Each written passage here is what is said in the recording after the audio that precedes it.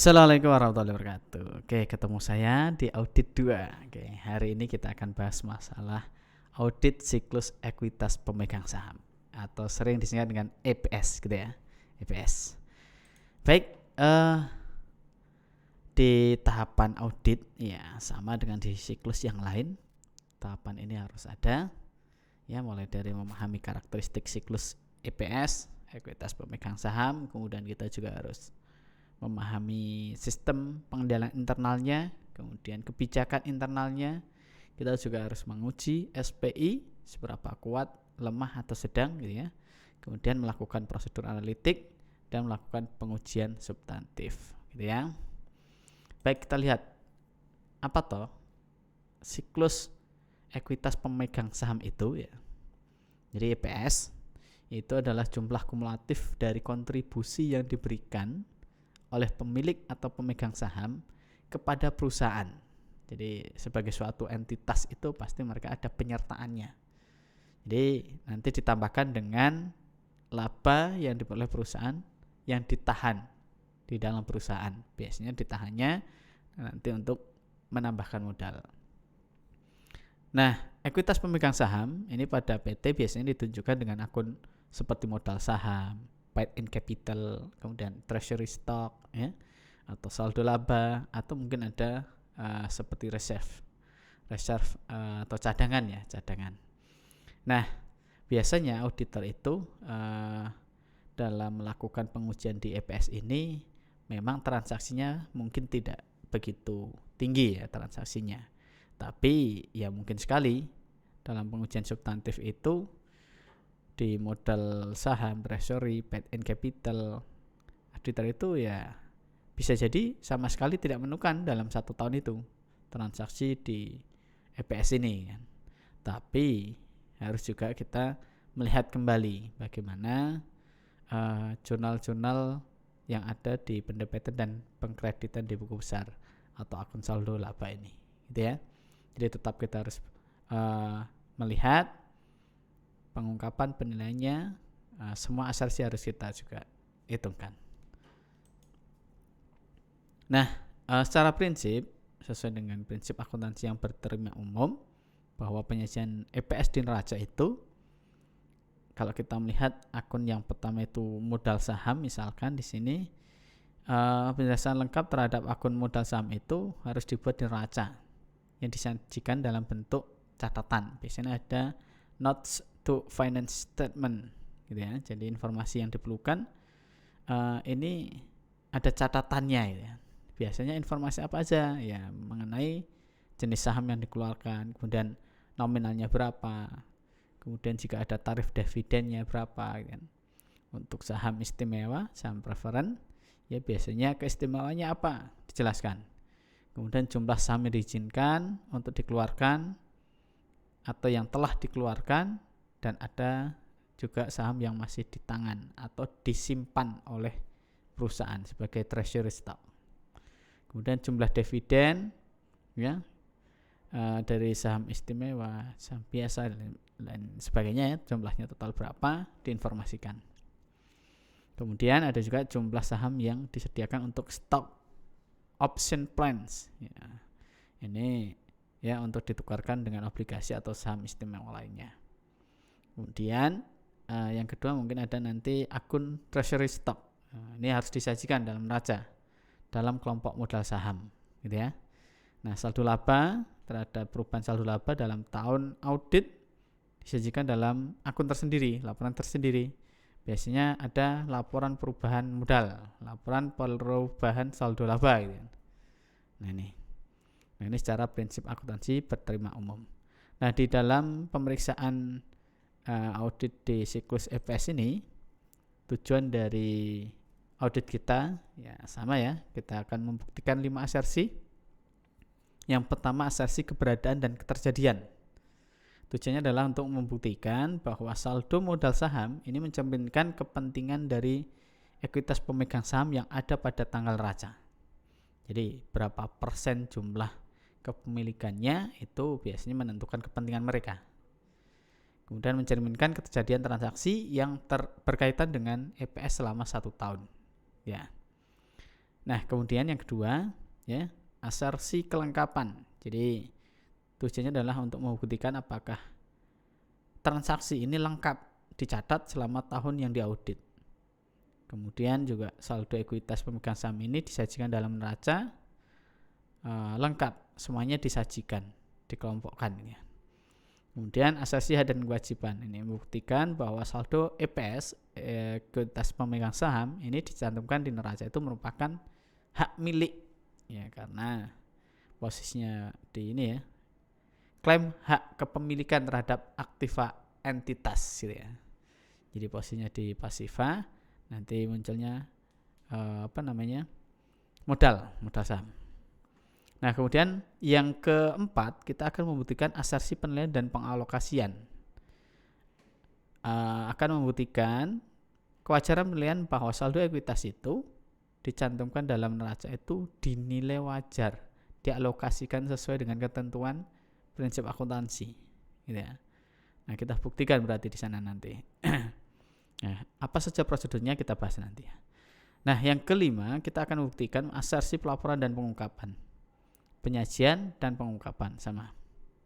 Ini tujuannya adalah untuk membuktikan kewajaran penyajian dan pengungkapan ekuitas pemegang saham di neraca. Jadi penyajian dan pengungkapan dari semua unsur laporan keuangan itu harus didasarkan pada prinsip akuntansi berterima umum di Indonesia, yaitu PSAK gitu ya. Nah, bagaimana program audit atau pengujian substantif di siklus EPS ini? Nah, yang pertama kita akan lakukan namanya prosedur audit awal. Jadi mulai dari usut saldo ekuitas pemegang saham, cantumkan di neraca, jumlah totalnya berapa, di breakdown gitu ya. Kemudian hitung kembali saldo akun ekuitas pemegang saham ini di buku besarnya, ada perubahan atau tidak kan gitu. Kemudian lakukan review terhadap mutasi baik di pengkreditan maupun pendebatan.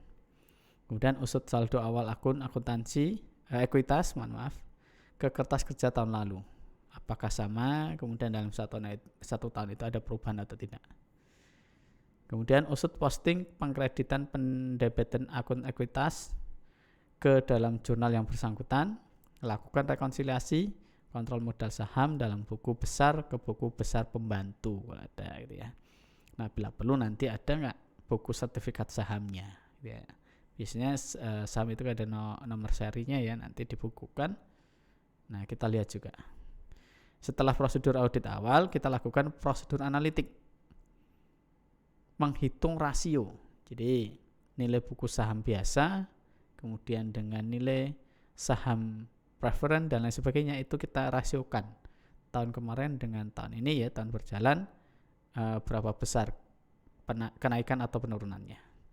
Kemudian kita juga akan menghitung return on common stockholder equity, dividend payout-nya, laba per sahamnya berapa, yang persennya ya.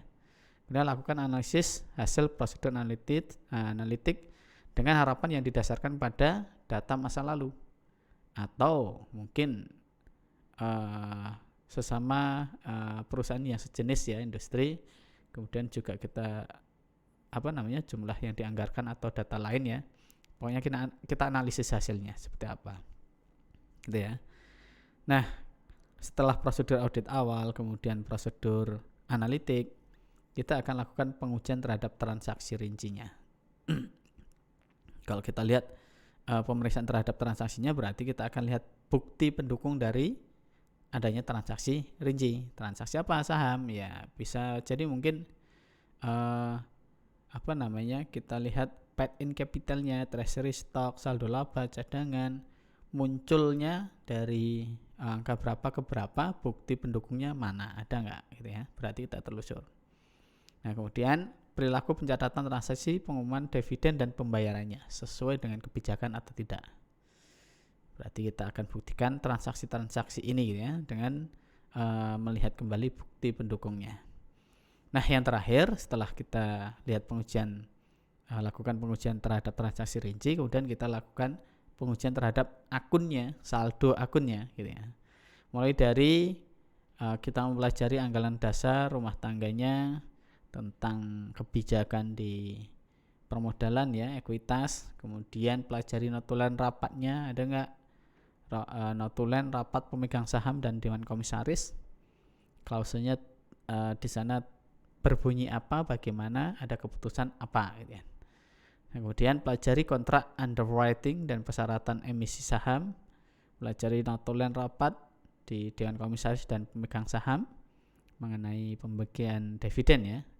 Kemudian pelajari kontrak antara klien dengan independent registrars, kemudian transfer agent ya. Kemudian pelajari surat perjanjian penarikan kredit, bond indentures, kemudian mengenai pasal yang membatasi pembagian dividen. Lakukan analisis juga terhadap akun modal saham, kemudian treasury stock, saldo laba ya. Nah, setelah itu dapatkan informasi dalam independent registrars dan transfer agent. Kemudian periksa penanggung jawabnya, nomor urutnya, sahamnya gitu kan. Ada nggak yang terselip, hilang atau yang lain sebagainya. Kemudian periksa semua sertifikat saham yang dibatalkan. Selidikilah adjustment yang berasal dari tahun sebelumnya. Ada nggak catatan laporan hasil audit tahun sebelumnya tentang adjustment di modal atau ekuitas pemegang saham ini. Jadi itu beberapa prosedur pengujian terhadap akun rinci atau saldo akun rinci gitu ya. Nah, kemudian setelah tadi prosedur akun rinci ya, kita lihat pengujian di akun rinci, kemudian kita lakukan verifikasi terhadap penyajian dan pengungkapannya, yang mulai dari bandingkan penyajian ekuitas pemegang saham ini neraca dengan prinsip akuntansi di PSAK, periksa pencatatan transaksi emisi sahamnya, kemudian untuk menentukan bagaimana pemisahan jurnal modal saham dengan paid and capital, apakah sudah sesuai pencatatannya, bagaimana penyajian treasury stocknya, saldo labanya disisihkan dalam 1 tahun itu berapa jumlahnya, bagaimana kebijakannya kan gitu ya. Kemudian periksa penjelasan yang bersangkutan dengan unsur modal saham. Nah, intinya kita lakukan beberapa tahapan yang mulai dari pengujian SPI, kemudian lakukan pengujian substantif, prosedur awal, analitik, pengujian transaksi dan saldo akun, seperti itu. Jadi tahapan ini nggak bisa lewat ya, harus bertahap, step by step ya pengujian, baik di akun EPS atau di siklus EPS atau di siklus yang lain. Jadi seperti itu pengujian substantif di EPS, ekuitas pemegang saham. Terima kasih, kita lanjutkan di sesi berikutnya. Saya akhiri, assalamualaikum warahmatullahi wabarakatuh.